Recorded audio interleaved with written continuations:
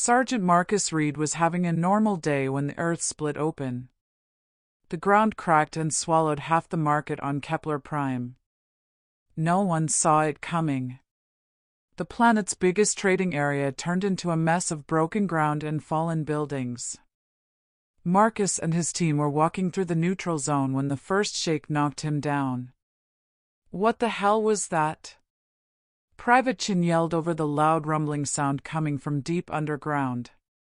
The ground is moving. Marcus shouted back, looking at his scanner. A big shift. The crack under the shopping area just broke open. That's when he heard people screaming. Marcus had been a soldier and doctor for 8 years. He knew different types of fear. This wasn't the quick terror of fighting or the rush of medical help. This was the sound of people watching death come closer with no way to stop it. He followed the screams through the dust and broken pieces until he found what used to be Sector 7's main transport station. Where a busy crossing had been 1 hour ago, there was now a huge hole the size of a city block. And hanging on the edge, held up only by a twisted piece of metal and a parking meter, was a Zahirian passenger bus. "Marcus, we need to meet up with the main group," Corporal Martinez said through his radio. "Command wants all teams to go back to the embassy area." Marcus was already getting rope gear from his bag. "No. There are people in that bus. Sir, that thing is going to fall any second. We can't do anything. There's always something we can do." Marcus tied his rope to the closest strong thing, which was a statue of some Zahirian important person who probably never thought he'd be used for emergency rescue work. "Give me 5 minutes. "Marcus, that's an order. Court-martial me later, Martinez. People are dying now." Marcus went down the side of the hole, trying not to think about how deep it was or how everything looked ready to fall. The bus was making scary creaking sounds that meant it might break apart any moment. Through the clear windows, he could see at least 6 Zahirian passengers, including an old woman who was clearly scared. Zahirians got old differently than humans, but Marcus could see she was fragile and her big silver eyes showed fear. "Hello in there," he called, turning on his language translator. "I'm here to help. Can anyone move?" "The grandmother is stuck," came a shaky answer in broken English. "Her safety belt is broken. We can't free her without making the bus move." Marcus looked at the situation with the cold thinking that had kept him alive through 3 space wars. The bus was balanced on maybe 30 seconds of staying up. If he tried to get all the passengers out, moving the weight would send everyone into the deep hole. But if he could make the bus steady long enough to get the trapped woman out. "Everyone except the grandmother moved to the back of the bus," he told them slowly. "Don't move your weight suddenly." Using his emergency hook kit, Marcus managed to tie extra support ropes to the bus frame. It wasn't much, but it might give him the time he needed. The other passengers had moved back, which actually made the bus balance a little better. "I'm coming in," Marcus said, though he wasn't sure how he was going to do that without making everything worse. He squeezed through a partly opened window, trying to spread his weight carefully. The old Zahirian woman looked at him with hope and giving up mixed together. It reminded him of his own grandmother during her last sickness. "Hello there," he said gently, looking at the twisted safety belt that had her trapped. "I'm Marcus." "What's your name?" "Salandra," she whispered, her voice musical even when scared. "Are you going to die trying to save an old woman?" "Not planning on it. My team leader already wants to court-martial me for being here. Dying would just give him more paperwork." Despite everything, she made a sound that might have been laughter. Humans joke when facing death. It's either joke or panic, and panic doesn't help anyone. Marcus was working on the safety belt, which seemed to have been made by someone who really liked making things complicated. Almost got it. The bus groaned and moved slightly. Several pieces of broken stuff fell past the windows. "Leave me," Salandra said quietly. "Save yourself. I have lived long enough." "Sorry, can't do that. My medical promise specifically says I can't abandon patients just because they're being negative." With a final metal snap, the safety belt opened. Marcus picked up the surprisingly light Zahirian woman and turned on his rope gear. "Hold on tight," he said. "This is going to be interesting." They made it about halfway up the whole wall before the bus finally gave up fighting gravity and fell into the darkness below. The sound of metal being crushed echoed up from the deep for several long seconds. "Well," Marcus said, still climbing with Salandra holding on to him, "that was cutting it close even by my standards." When they reached the surface, Marcus was surprised to find that news of the rescue had already spread. A crowd of both humans and Zahirians had gathered, including several people in fancy robes who were clearly important. As Marcus set Salandra down gently, she gripped his arm with surprising strength and spoke quickly in Zahirian language. His translator was having trouble with what seemed to be very formal ceremony words. "She's saying something about life debt and family honor," one of the robed people translated, bowing deeply to Marcus. "Elder Salandra wishes to express her deep gratitude for your courage." "It's nothing," Marcus said, checking Salandra for injuries. "Anyone would have done the same." The translator looked at the other robed people. "No, Sergeant Reed. Not anyone would have risked their life for an elderly alien. What you did today honors both our species." Marcus helped Salandra to a medical transport where human and Zahirian doctors were working together to treat the other survivors. As she was being put on a stretcher, she gripped his hand one more time and spoke directly to him in careful English. "You have given me years I thought were lost, young warrior.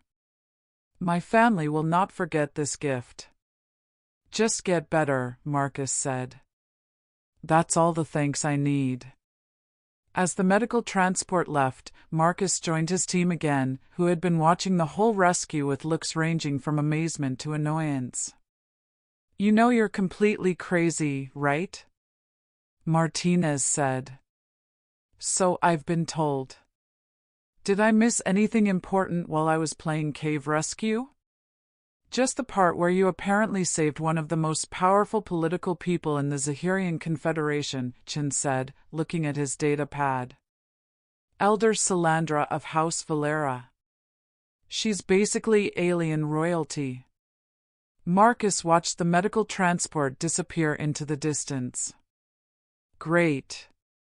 I'm sure that won't make anything complicated." He had no idea how right he was. Marcus was fixing a power cable in the embassy's communication system when the sky turned purple with Zahirian ships. Not just one or two diplomatic ships, but an entire ceremony fleet that made the human defense satellites look like toys. "Reed, get to the command center now," came Lieutenant Morrison's voice through his radio, carrying the special tone officers used when they were trying very hard not to panic. "We've got a situation." Marcus found the embassy in barely controlled chaos. Diplomats were running around with the frantic energy of people who knew something important was happening, but had no idea what. Ambassador Chen, no relation to Private Chen, just humanity's apparent love for that particular last name, was standing in front of the main display, looking like someone had just told him his retirement money had been stolen. "Ah, Sergeant Reed," the ambassador said with forced calm, "we have a rather unusual situation developing." On the main screen, Marcus could see the lead Zahirian ship extending docking procedures. It was a beautiful ship, all flowing curves and crystal surfaces that seemed to bend light around them. According to the display, it was also about the size of a small city and probably carried enough weapons to turn Kepler Prime into space rocks. The Zahirian delegation has requested your presence specifically, Ambassador Chen continued. Apparently, Elder Salandra wishes to express her gratitude in person. Can we just send a nice thank you card? I hear their species loves handwritten notes. I'm afraid it's not that simple. They've called for something called formal ceremony of ancestral debt. Our alien culture specialists are scrambling to figure out what that means, but early research suggests it's significant. Marcus had a sinking feeling in his stomach. Define significant. The kind of significant that involves binding cultural duties and potential diplomatic incidents if handled incorrectly. 2 hours later, Marcus found himself in the embassy's formal reception hall, wearing his dress uniform and trying not to fidget while various important people explained things he didn't understand in voices that suggested he really should understand them. The ancestral debt is one of the most sacred duties in Zahirian culture, Dr. Sarah Kim, the embassy's alien culture specialist, was saying. When someone saves the life of an elder, especially an elder of high standing, the family gets a debt that must be repaid according to ancient custom. What kind of repayment are we talking about? Money, trade agreements? I don't need anything fancy. A fruit basket would be fine. It's not that simple.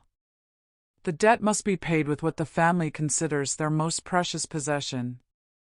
In Zahirian culture, that typically means. Dr. Kim was interrupted by the arrival of the Zahirian delegation. They entered with ceremony precision, their robes flowing in colors that seemed to shift and change in the light. At the center of the group was Elder Salandra, looking much better than she had 3 weeks ago and wearing enough jewelry to fund a small space station. Sergeant Marcus Reed, she said in English that was much clearer than Marcus remembered. You have honored my family beyond measure. Today, House Valera fulfills its sacred duty. The ceremony that followed was like watching a complicated dance performed by people who'd been practicing it for centuries. There were speeches in Zahirian that his translator couldn't quite handle, ritual exchanges of symbolic objects, and what appeared to be several different types of incense that made Marcus' eyes water. We cannot repay the gift of life with mere material goods, Elder Salandra continued. The ancestral debt requires that we offer our most treasured possession to the one who preserved our bloodline. That's when they brought out Lyra. Marcus' first thought was that if this was what Zahirians considered a treasured possession, he was beginning to understand their economic policies. The young woman who walked into the ceremony was stunning in a way that went beyond species. She was tall and graceful, with the typical pale blue skin of her people and silver hair that seemed to move with its own inner light. Her large amber eyes held intelligence and just a hint of something that might have been nervousness. This is my granddaughter, Lyra of House Valera, Elder Salandra announced. She serves as cultural advisor to the Confederation Council and speaks 17 languages. She will fulfill the ancestral debt as your consort. Marcus felt the blood drain from his face. I'm sorry. As my what now? Elder Salandra took Lyra's hand and placed it in Marcus. Her skin was warm and slightly cool at the same time, like touching starlight. Be gentle with her, the elder said softly in English. And the assembled crowd erupted in what was clearly ceremonial celebration. Wait, Marcus said desperately. I think there's been a misunderstanding. I just helped someone who needed help. I wasn't trying to get married. But the ceremony was already ending around him. Officials were signing documents. Photographers were taking pictures. And Lyra was looking at him with an expression that suggested she was having similar thoughts about the rapid direction of her life. Ambassador Chen appeared at Marcus's elbow, his face pale. Sergeant, we need to talk immediately. As the crowd began to leave, Marcus found himself still holding Lyra's hand and wondering how his life had gotten so complicated so quickly. So, he said to her quietly, how are you handling this? I am trying to remember my diplomatic training, she replied in accented English. But mostly I am wondering if it would be considered rude to run away screaming. Would it help if I mention that I'm having the exact same thought? Oddly, yes. Ambassador Chen was gesturing frantically from across the room. We need to discuss the implications of this arrangement before anyone makes any decisions they can't unmake. What kind of implications? Marcus asked. The kind that could either cement peace between our species or start the first interplanetary war over a misunderstood wedding ceremony.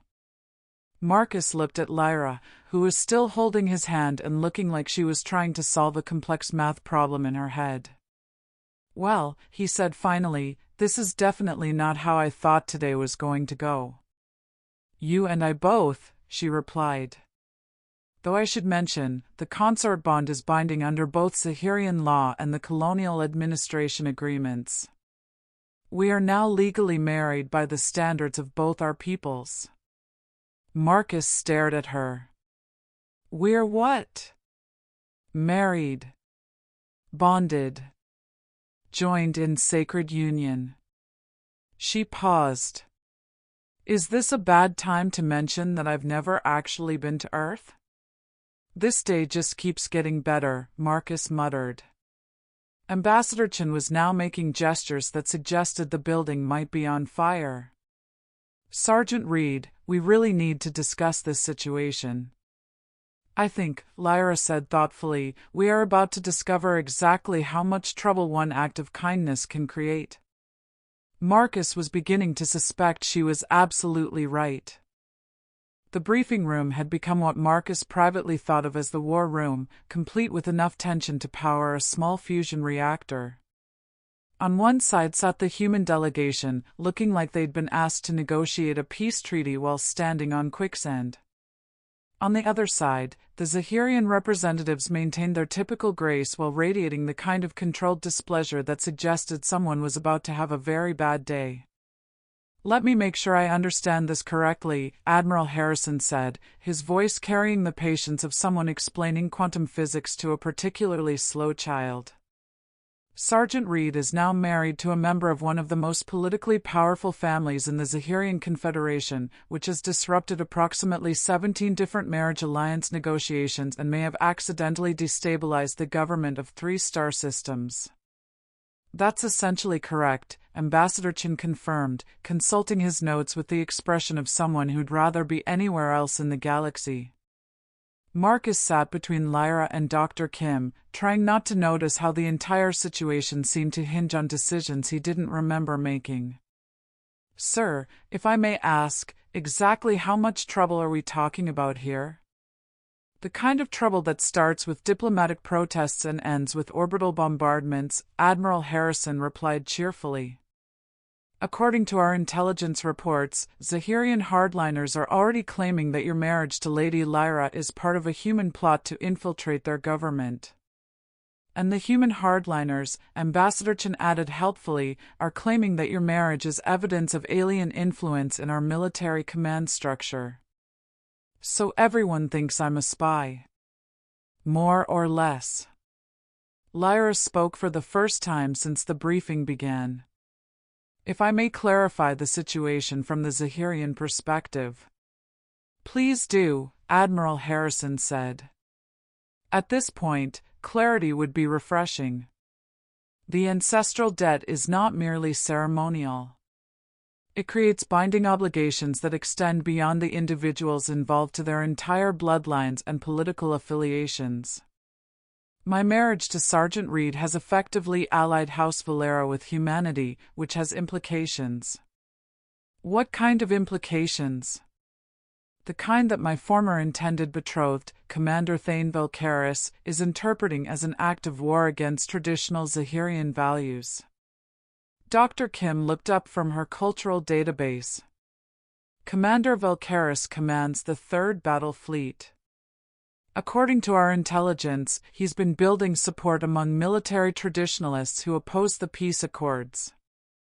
So my rescue of your grandmother accidentally gave the anti-human faction a reason to justify military action? Marcus asked. In essence, yes. Marcus put his head in his hands. I saved one old lady from falling into a hole. How did that turn into an interplanetary incident? You saved the right old lady, Lyra said gently. My grandmother is not just any elder. She's the matriarch of House Valera and the keeper of our clan's political alliances. Her support for the peace accords has been crucial in maintaining moderate government control. Admiral Harrison leaned forward. And now that support is tied directly to her granddaughter's marriage to a human soldier. Correct. If the marriage is rejected or annulled, it would be seen as a rejection of the ancestral debt, which would dishonor House Valera and likely collapse the moderate coalition.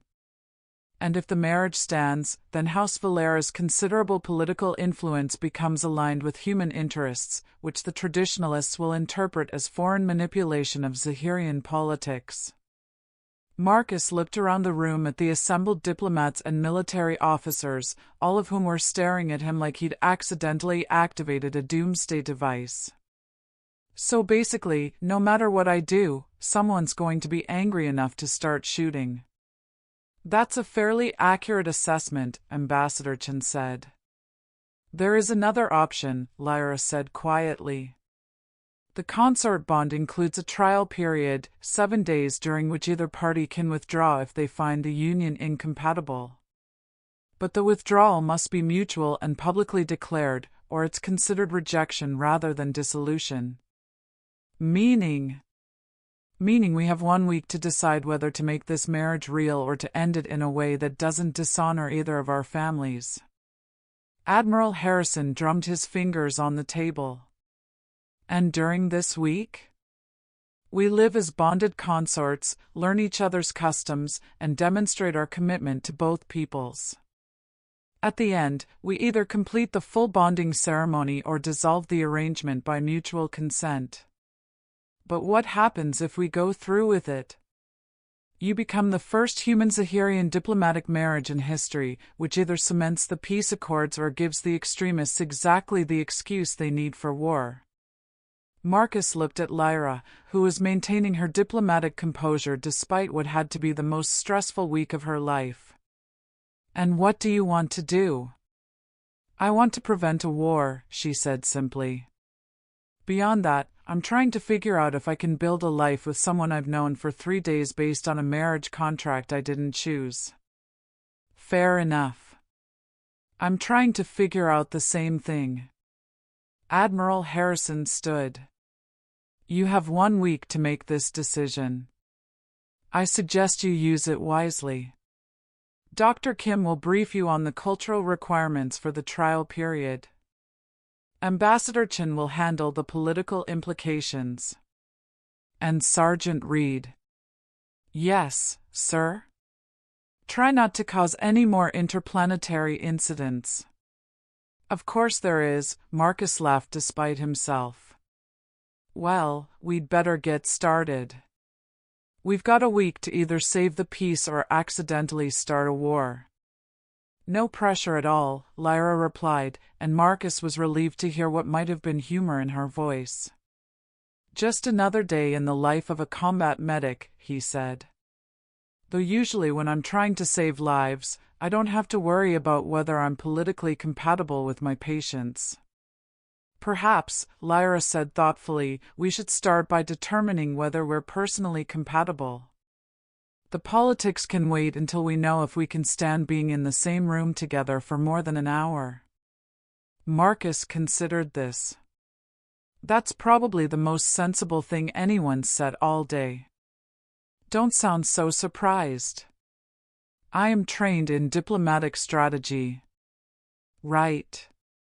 So where do we start? With the most important question, Lyra said seriously. Do you actually want to try to make this work, or are you just being noble about an impossible situation? Marcus thought about it, studying her face and trying to separate his attraction to her from his sense of duty. Honestly, I'm terrified.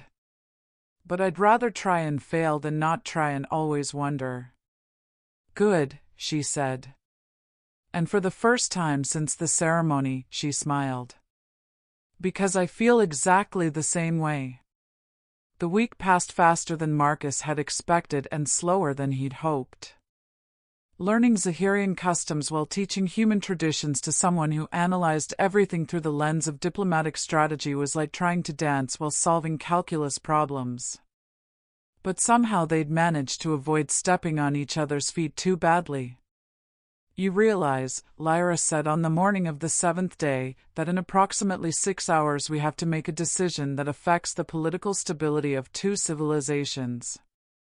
They were sitting in the embassy's observation lounge, watching Kepler Prime's twin suns rise over the rebuilt marketplace. Marcus had discovered that Lyra liked to think out loud when she was processing complex problems, which was convenient since he tended to work through things by talking them through. I've been trying not to think about it, Marcus admitted. Every time I focus on the political implications, I get overwhelmed. So I've been focusing on the personal implications instead. And what have you concluded? That I like you a lot more than I probably should after knowing you for a week. Lyra turned to study his face. What is it that you like about me? Your mind. The way you approach problems from 3 different angles simultaneously. The fact that you ask direct questions instead of dancing around uncomfortable topics. Your laugh when you let yourself actually laugh instead of doing that diplomatic chuckle thing. You've noticed the difference. I'm observant. It's part of being a medic. You have to read people quickly and accurately. And what do you read when you look at me? Marcus considered this carefully. Someone who's spent so much time being what other people needed her to be that she's not entirely sure who she is when nobody's watching. Someone who's brilliant at managing other people's problems but struggles with her own. Someone who's lonely in a way that has nothing to do with being surrounded by people. Lyra was quiet for a long moment. That's surprisingly accurate. Am I wrong? No. Which is somewhat terrifying, considering we've known each other for a week. What do you see when you look at me? Someone who makes decisions based on what's right rather than what's safe. Someone who's more afraid of failing people than of dying. Someone who jokes to avoid dealing with his own emotions but still feels them deeply. She paused. Someone who saved my grandmother not because it was his job, but because he couldn't stand to watch someone suffer when he had the power to help. And someone I could fall in love with if we had time and circumstances weren't so complicated. Marcus felt something shift in his chest. Lyra, what if we made time? What if we took the complications and made them work for us instead of against us? You mean go through with the full bonding ceremony? I mean make a real commitment to building something together. Not because politics requires it, but because we want to see what we could become. The risks are enormous, but so are the possibilities. Marcus reached for her hand. I'm not asking you to choose duty over desire or politics over personal happiness. I'm asking if you want to try building a life where we don't have to choose. Lyra was quiet, her amber eyes reflecting the morning light as she worked through the implications. There's something I haven't told you about why I was originally assigned to the Kepler Prime negotiations. What kind of something? I requested this assignment specifically because I wanted to study human approaches to relationship building. Why? Because traditional Zahirian courtship is entirely about political alliance and genetic compatibility. Individual preference is discouraged. I wanted to understand how humans manage to build partnerships based on emotional connection and personal choice. Marcus stared at her. You were researching human romance? academic interest in cultural differences. Though after this week, I'm beginning to understand the appeal of your approach. Which is, you ask what I want. Not what my family needs or what's politically advantageous or what serves the greater good. You ask what I want. So what do you want? Lyra smiled, and this time it wasn't her diplomatic expression. I want to find out what happens when two people from different worlds decide to build a new one together. The bonding ceremony took place that evening in the embassy's main hall, with representatives from both governments in attendance.